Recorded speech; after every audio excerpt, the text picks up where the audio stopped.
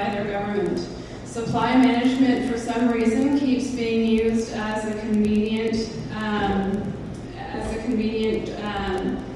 trading tool when putting these agreements together. And to be honest, the farmers are sick of it.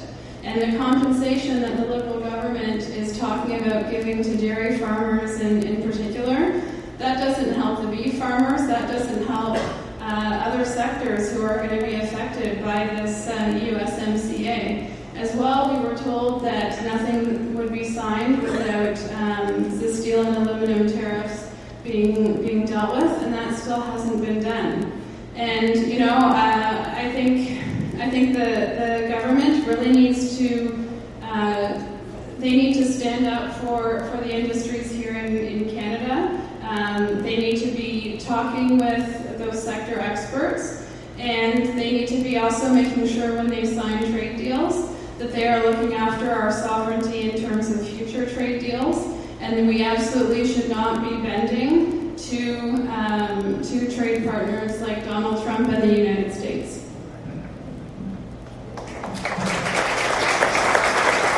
Thank you, Michelle.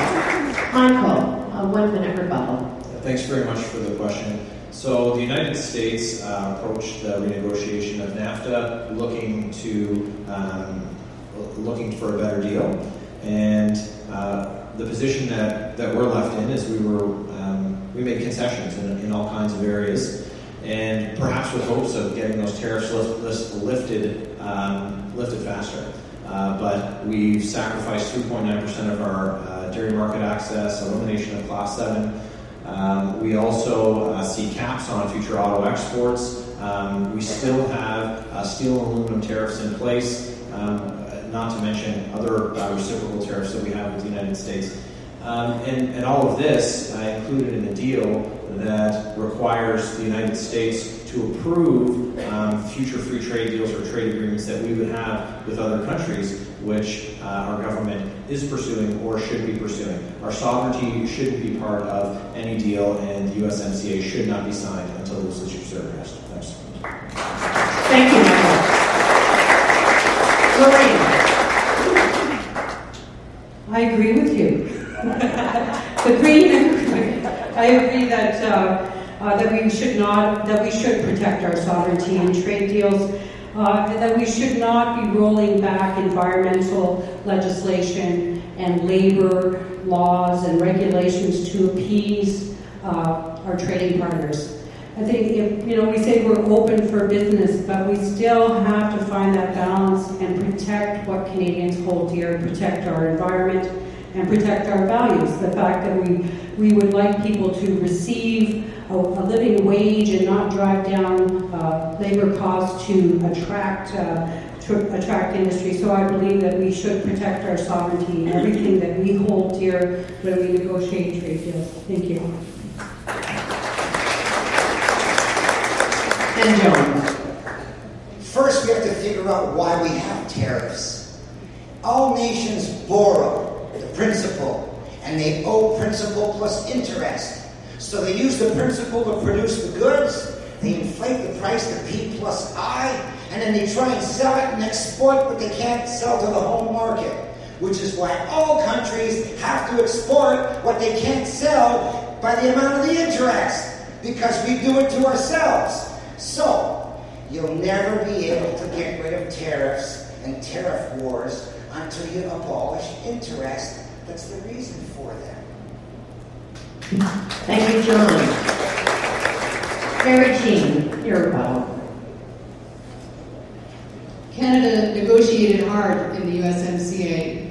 Chrystia Freeland negotiated hard. She's quite a role model for any woman in politics, and she stood up strong.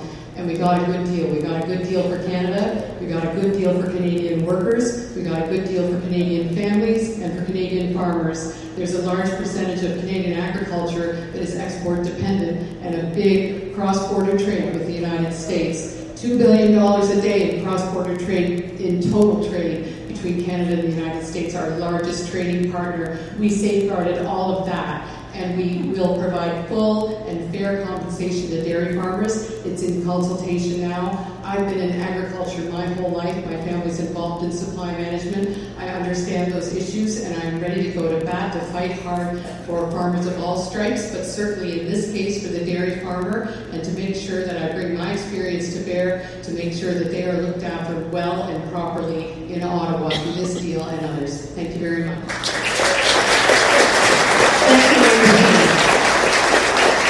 you, Michelle, your closing comments on the question. Thank you. So again, I just want to reiterate that in my conversation with the farmers here and with the agricultural folks in our riding, they do not feel looked after with this deal. They do not feel looked after by this government, and that is coming from them. And as your next MP, and as their next MP, I want to advocate for them because they are not receiving what they should.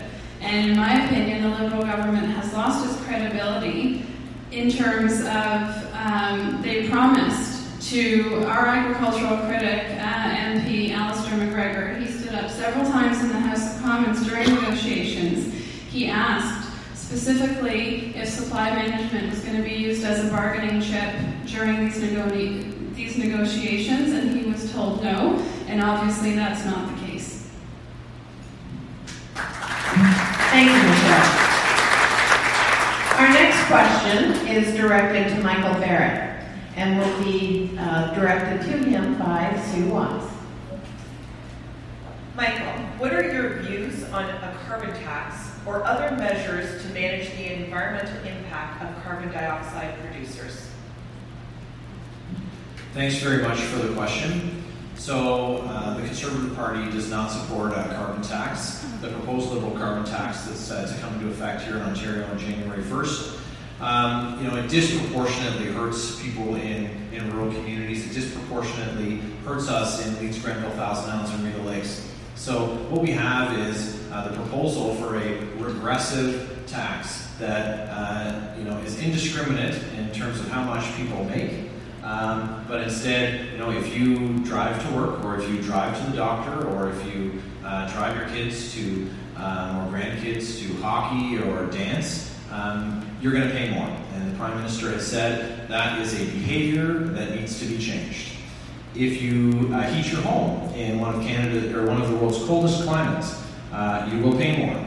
That is a behavior the Prime Minister says needs to be changed. Small and medium-sized businesses will see no relief under this plan. They will be punished as they were under Kathleen Wynne's Liberal government here in Ontario. And the architect of the green energy program in Ontario that got us behind the eight ball with massive debt and rising costs and people's power being shut off in the winter is the Prime Minister's principal secretary. So that is not the kind of architecture that makes sense for to move us forward. The Conservative government invested $1 billion in technology like carbon capture and storage, including $125 million in research in that technology. And so we also invested in programs that encourage homeowners to make their homes more efficient. So instead of punishing them for heating their home, reward them if they're able to have a more efficiently run home. So that type of program that doesn't target large emitters. Thank you very much. Thank you, Michael. Lorraine, a 1-minute rebuttal. Okay, 1 minute. Yes, of course, I support a carbon tax, and we know that the Nobel Prize winner wrote a paper that proves that carbon taxes are effective in changing people's behavior, and it results in lower emissions. I'm watching a lot of blaming going on. The Conservatives blaming the Liberals blaming the Conservatives back and forth, and I again would like to say, can we change our political reality and move forward? We have to take action. We have to agree that a carbon tax is effective when the Nobel laureate tells us it works. We have to believe we've got to go further. We have to go much further. And we can do it if we work together and we stop blaming each other. Thank you. Thank you, Lorraine. And John. This is the actual graph of temperature over the last 1,000 years, and there's no hockey stick. There was a medieval warm period over 4 centuries when Greenland was green and they grew grapes in Britain. Now, what kind of idiot can believe it's warmer now than when Greenland was green? Think about it. They're making fun of you, okay? And they used a trick to hide the decline since 1998. This is the worst scam in scientific history, using that trick to hide the decline from you. So it's getting colder, and it's not even a very big warm blip compared to the medieval warm period. So ha, smartest man on earth is telling you that this is not the warmest time in history. Thank you, John. Barry Jean, your 1 minute rebuttal.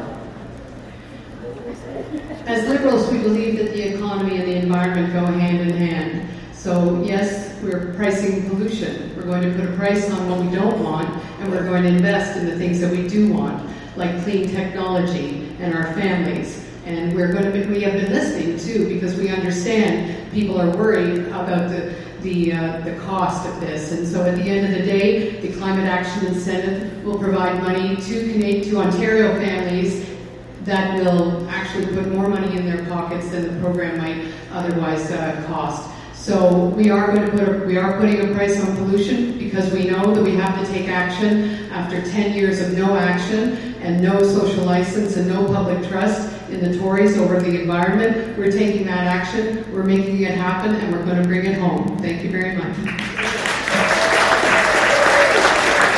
Thank you, Mary Jean. And Michelle, your comments. Thank you. Am I on? Yeah, okay. So yes, I personally believe that we need to be having a carbon tax or cap and trade. We need to be making the biggest polluters pay for their emissions. The other parties generally who are against carbon tax or cap and trade, they don't really have much substantial alternative to offer. The price of doing nothing is not something that we as a society or as a planet can continue to live with. We cannot continue to kick this can down the road. We had drought right here in our riding here this year. We have farmers and other sectors who are going to be paying for climate change with their livelihoods, and eventually we're all going to be paying for it.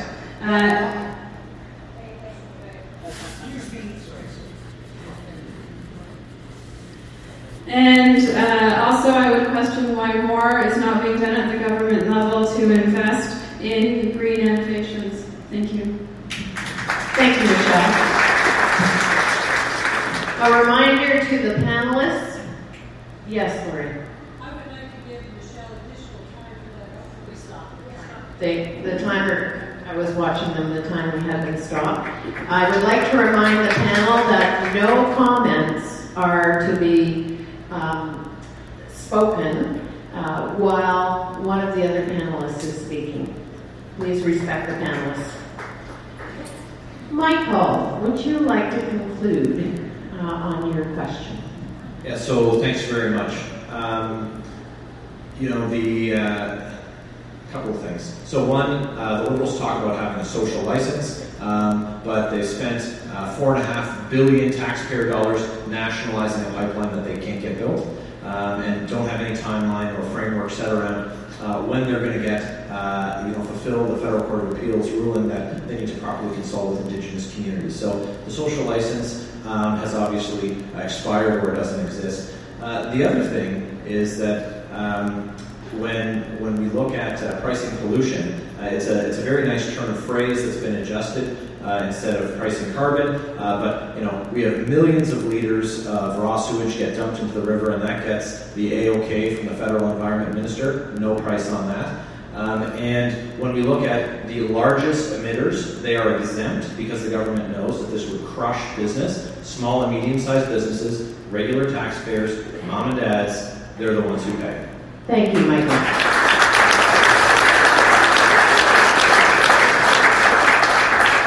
Our next question is to Lorraine Reckmans, and will be read to her by Tom Steele.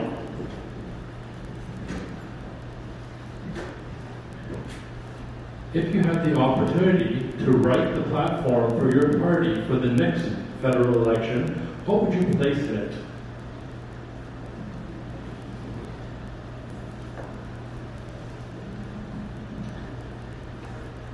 Wow.